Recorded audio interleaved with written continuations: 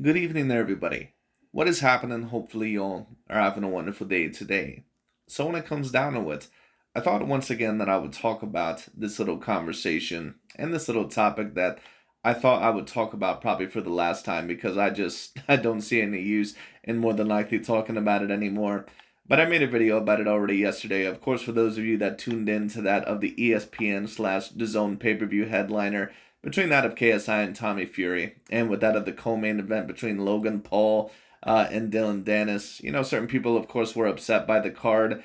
I will myself admit that, and of course, for those of us that, know that of sports and know that of boxing, we're not expecting, high class skills from any of these guys. We're pretty much just expecting a great amount of entertainment. But the last two cards, the main two cards that were supposed to provide the most amount of entertainment, really, in my view, didn't deliver to the best of their ability. I mean, at least, the last fight was kind of entertaining because it was such a close fight. But there was a lot of clinching in that fight. There was not a super duper great amount of action in that fight. But the main thing, of course, that I'm going to be talking about here is going to be that of the alleged robbery, which, of course, a lot of people are going to allege because, once again, whenever there is a boxing fight or whenever, the underdog looks like he's about to possibly win, a lot of people, they get in that underdog stance and they like to claim robbery because they were so close to the mountaintop. It was so close, of a big spectacle and a big upset happening. It just happens all the time. It happens a lot in boxing. It happens a lot in MMA. It happens a lot pretty much in every single sport. A lot of people, they quickly get emotional and they're very quick to claim robbery. Once again, do I believe that the fight was a robbery? Not at all. I thought that it just went to the right man. I thought that the scorecards were around the right area. The 57 to 57 scorecard. I would have to see what exactly, that judge scored it necessarily. That was particularly interesting, I guess. But I personally gave Tommy Fury the fight once again just by 1 point. I gave it to him by 1 point. I scored it 57 to 56 because I gave KSI the first two rounds, and then every round after that I gave to Tommy Fury. But like I said, a lot of people are calling this fight a robbery. They don't truly know what a robbery actually is. They're just claiming robbery because they wanted to see an upset happen and they wanted to see a YouTuber beat a professional boxer and have Tommy Fury, purely embarrassed overall by losing. But, it is what it is, and I get it, and I have a lot of respect for KSI and Jake Paul and a certain amount of these guys that were YouTubers and are putting some of their reputation on the line. They're, maybe not, all their reputation, but, having the courage to at least step in the ring and try something new, especially in front of a lot of people. Boxing is not an easy sport, especially when you have to train for it for months. And I'm not really sure, what KSI's or Jake Paul's training routine is. I don't know if they're training as hard as professional boxers are. But at the end of the day, they still train, quite a bit, and they're still doing something that not a lot of people would have the courage to do. So I still have to give them a great amount of respect. But once again, do I think that it was a robbery? No, I don't. But I thought that I would review this video by Aki TV because Aki TV, like the regular creator of chaos that he actually is, he's going to allege that this is a quote unquote robbery, especially because Aki TV and the LDBC and new media pro-black cult, they don't like the Furies. Because for those of you that have not been around boxing, when it comes down to it, Aki TV and Dante's Boxing Nation and Boxing Eagle and the LDBC and new media sites and those YouTube channels and that media cult, they've had a very big problem with the Furies for a very long time now because their favorite fighter, Deontay Wilder, ended up getting his ass whooped 3 times in a row by that of Tyson Fury. So they've been trying to basically blunder the Tyson Fury or the Fury name for a very long time. So every single time Tommy Fury is about to have a fight, they are not going to be on his side. It is what it is, So it's just whatever. But anyways, Aki TV is going to talk about it. Let's tune in.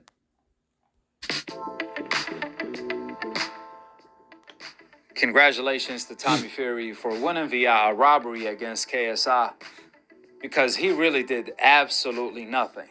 The only one that was landing clean punches, it was KSI. Tommy had 1 point deducted in the second. Then obviously Aki TV, you weren't watching the fight, but Aki TV once again, he's he's a guy that, and once again, I don't think a lot of these LDBC and new media guys, I don't think that they truly believe in a lot of what they say. But when it comes down to it, I'm not sure if Aki TV, if he truly believes in what he's saying, but either way, Aki TV, he doesn't know how to score a fight. This is the same dude that had Vasily Lomachenko and Luke Campbell as a draw when it came down to it. This is another dude that, has claimed a multitude of other very disingenuous or very idiotic scorecards. So, to say that KSI was the only one landing punches, that doesn't even make any sense. Now, if you're talking about the first 2 rounds, I would somewhat agree with you. But the last 4 rounds, Tommy Fury was the main one throwing. KSI was a little bit gassed, you could tell after the second round. It just is what it is. And he was not landing a whole lot. He would land a right here or there, but Tommy Fury was landing the more impactful blows. And on top of that, he was the one that was usually pushing the action. KSI was the one on the back foot, and you can win a fight being on the back foot in a fight. Jake Paul was able to do it against Tyron Woodley. But the difference between those two outcomes is that Jake Paul was the one constantly throwing against Tyron Woodley and landing against Tyron Woodley, where KSI, he pretty much was doing this bullshit karate stance, whatever the fuck he was doing. And he was basically thinking that he was just going to get in there and land a big whopping punch. And then Tommy Fury was never going to be able to adjust to that. And to Tommy Fury, just to comment about him once again, he did not really show the best showing yesterday for an alleged professional boxer who's been fighting ever since he's been a child, allegedly. And don't get me wrong, Tommy Fury, you can tell, is more polished than these YouTubers, of course, but he's supposed to be. Like, Tommy Fury was supposed to win both of these last 2 fights by somewhat of domination. He was at least supposed to win. Maybe they win 1 round, I kind of understand. But these are 2 fights now where they were a lot closer than what they should have been. I mean, Jake Paul was actually able to knock Tommy Fury down in the last fight. And then in this fight, KSI was actually able to legitimately win at least 2 rounds. Some would argue even more. I wouldn't argue that. But once again, Tommy Fury, like I said, he might want to stick to modeling or whatever other job he could do, because he does not have the main skills for that of a professional boxer. I'm sorry, it just is what it is. He is nowhere close. They're in completely different galaxies compared to him and his bigger brother Tyson Fury. Like, it's not even a comparison. Round, and he lost the first 3 rounds. Therefore, he already lost the fight right then and there. This was a clear robbery in my books. KSI, he surprised. Let me rewind that, actually. Let me see overall what Mr. Aki had to say. And he lost the first 3 rounds. Therefore, no, Tommy Fury lost the first 2 rounds. The third round was a Tommy Fury round because KSI wasn't really landing a lot. And I had certain people in my comment section say that, oh, well, if you take a look at the percentages, KSI had the higher punching percentage and blah, blah, blah. Having a higher punching percentage doesn't always mean that you end up winning a fight. You have to throw more. You have to win certain rounds. And even in the stats, like, people don't understand this about boxing. And this is why a lot of people really shouldn't be commentating about boxing, because they really don't know anything about it. It just is what it is. Boxing is a little bit more tricky, and then at the same time a little bit more simple to understand, depending on overall how you look at it. But the thing is about the statistics is that you cannot just take a look at the statistics, because someone can land a good solid 25 punches inside the first round because they might hurt them very badly. But then, the rest of the fight, the other fighter might outbox them throughout the rest of the rounds, but may not land as many punches as what that other fighter did in the first couple of rounds, especially in a 6-round fight. So once again, that's why you can't always take a look at the stats. And if you take a look at the stats, yeah, Tommy Fury had the lower punching percentage, in terms of accuracy, but he also landed one more punch than that at KSI. So I don't really understand overall why many people are calling this a robbery, even if you want to take a look at the stats. But you can't always take a look at the stats. Once again, you have to score the fight through a round-to-round basis. And Tommy Fury did win this fight. He barely won the fight, but he won the fight. He already lost the fight right then and there. This was a clear robbery in my books. KSI, of course it was, Aki, because let's be real, you don't like the Furies. You don't like Tommy Fury. And you're here to go on this victimization, pro-racial bullshit that you usually do.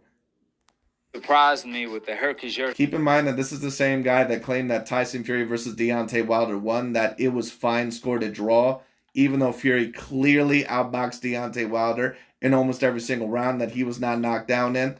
Keep that in mind, because, oh, well, it was only a difference by that of 10 punches. This is the same guy. So once again, this fight should not be a quote-unquote robbery, right? Because the punch stats were that close. It just once again goes to show you what Aki TVs and a lot of these LDBC and new media boys, what their true objective actually is. Jumping up and down like a... And if we're just going to talk about it for all intents and purposes, that Tyson Fury versus Deontay Wilder first fight, That's what a true robbery is. That's what a true robbery is.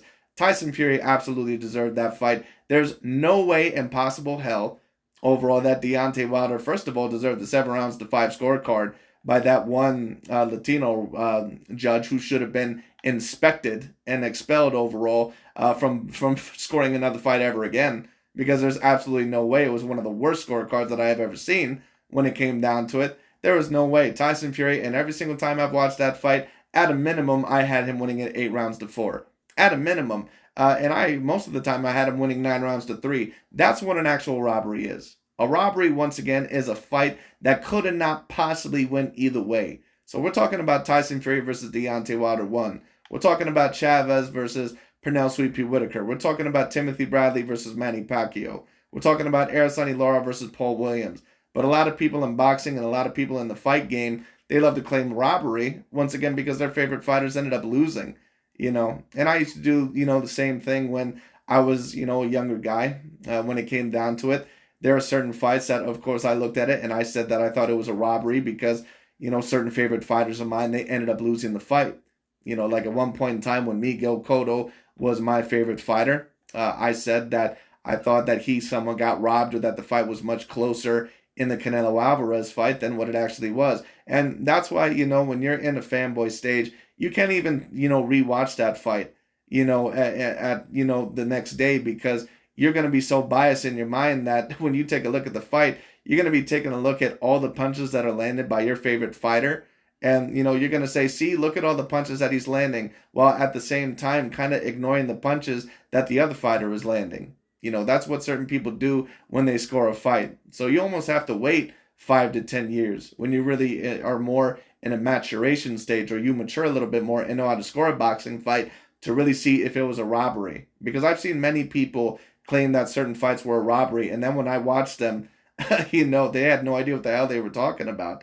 Like, many people claim that Oscar De La Hoya versus Ike Quartey was a robbery. That wasn't a robbery. Oscar De La Hoya won it probably by 1 point. It was a very close fight, but Oscar De La Hoya ended up winning the fight. Many people would say that Miguel Cotto versus Shane Mosley and Miguel Cotto versus Joshua Clottey, that those 2 fights were robberies. Those fights weren't robberies. If you take a look at Miguel Cotto versus Sugar Shane Mosley, not only did Cotto end up winning that fight clearly, he dominated that fight. Like, there's really not even a debate. If you know how to score a fight, Miguel Cotto won that fight about 8 rounds to 4, 9 rounds to 3. It wasn't really even close. And then you take a look at Joshua Clottey. That was a fight that could have went either way, but I think I gave it to Cotto about 7 rounds to 5, or whatever the fight scores was, when it came down to it.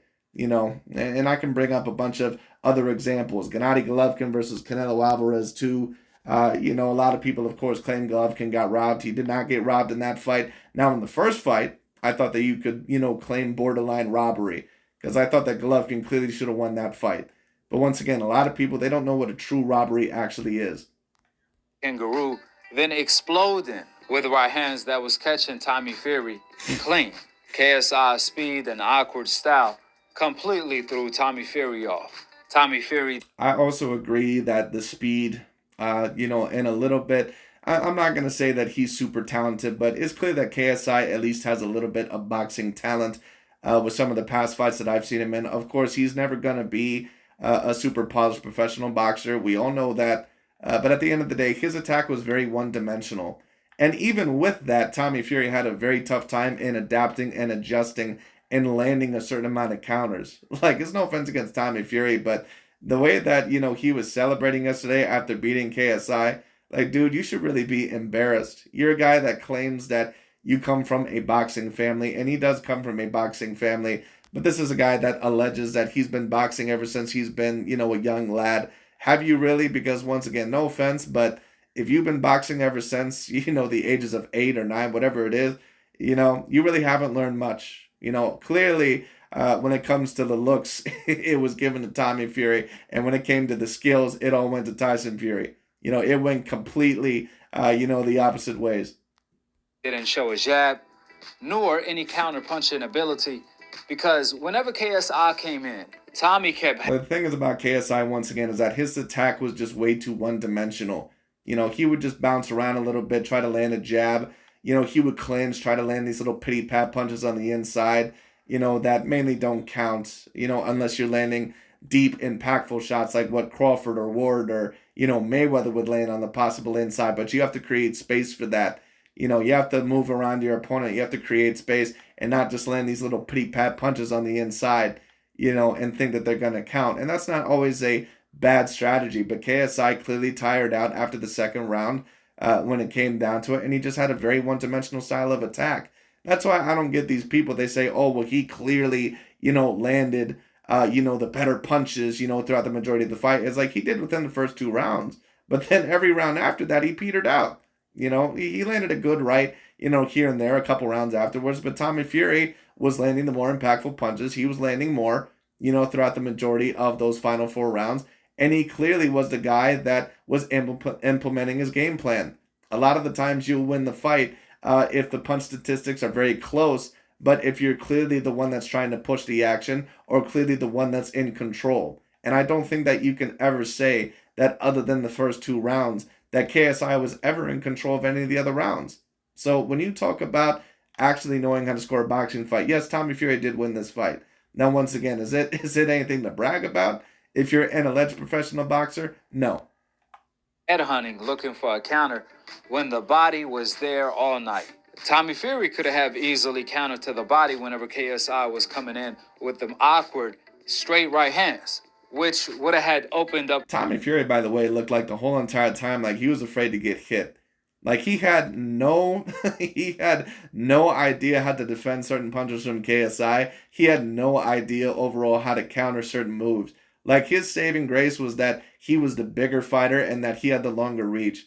I would love to see Tommy Fury in a fight against a guy that, overall, once again, is a little bit inexperienced, but is a guy that might be even a little bit bigger than what he is. Because I would truly test to see the next level of Tommy Fury because, basically Tommy Fury, he looked like a guy that has been training in the gym for a couple of years, but, hasn't had any real super great sparring sessions when it comes down to it, and a guy that clearly needs a lot of work. And just thinks that winning a boxing fight is, and don't get me wrong, him moving in and out when he needed to, that's not necessarily a bad thing. But he had no counters on the inside range whatsoever. I mean, literally none. KSI in the later. Other than that, of the clinch range, and other than that, at times of landing a right hand here and there, he had no jab persistent landing on KSI. He had no right hand that was majorly counting him. That's why I said Tommy Fury, man, he needs to stick. He needs to stick to modeling or whatever else he does because he's not a guy that, in my view, is cut out long term for professional boxing. Rounds for counters upstairs. However, Tommy Fury didn't do any of that. All Tommy Fury did was clinch. This was a clinch fest. Well, KSI, you could argue, in the final 4 rounds was the one that was clinching more because Tommy Fury was actually trying to push the action. And every time Tommy Fury was trying to get close, KSI would basically hug him or clinch him. And that's why I say I don't understand all these things about saying, oh, well, KSI was clearly landing the more impactful blows. Like, what are you talking about? In the final 4 rounds, all KSI was doing was moving back and forth with his feet, trying to land a right hand. And then when that didn't work, he would hug Tommy Fury. That's all he would do. And you can't win a fight by doing that the final 4 rounds. So KSI can claim that he got robbed all he wants to. And I'll give him a little bit of slack because after a boxing fight, it's a little bit emotional and, all the adrenaline running through your veins. Of course, it's hard to realize whether you won the fight or not. But no, he can't claim robbery, not if you're in a logical, sound mind. And I don't know how Tommy Fury ended up winning the fight. I mean, It's very simple. But either A, you're an idiot when it comes down to it, or B, once again, you're trying to promote, a bunch of confusion. Now, I bet if Tommy Fury, once again, was a black fighter, overall, for those of you that don't know Aki's background, and usually the type of fighters, that he usually tends to very much, in terms of bias support, when it comes down to it. I bet if Tommy Fury, overall, was Deontay Wilder's brother, I bet he would have had no problem with the decision. Judges scoring clinches as punches in favor of Tommy Fury. I just don't know what's going on. With that being said, go ahead and drop your thoughts in the comment section below. Subscribe. But anyways, that's pretty much about it for this. I just thought that I would review that one more time because, once again, a lot of people really don't know what a true robbery actually is. And this fight was not a robbery. It was a fight that, probably should have went to Tommy Fury. A lot of people would argue it could have went either way. I would not even argue that. I would say that Tommy Fury deserved this fight. He deserved it by a very, very, very, very slim margin. But at the end of the day, he did deserve the fight. So it is what it is. But anyways, that's pretty much about it for today. Thank you guys so much for watching. I'll talk to you all later, and we'll see where these two go from here.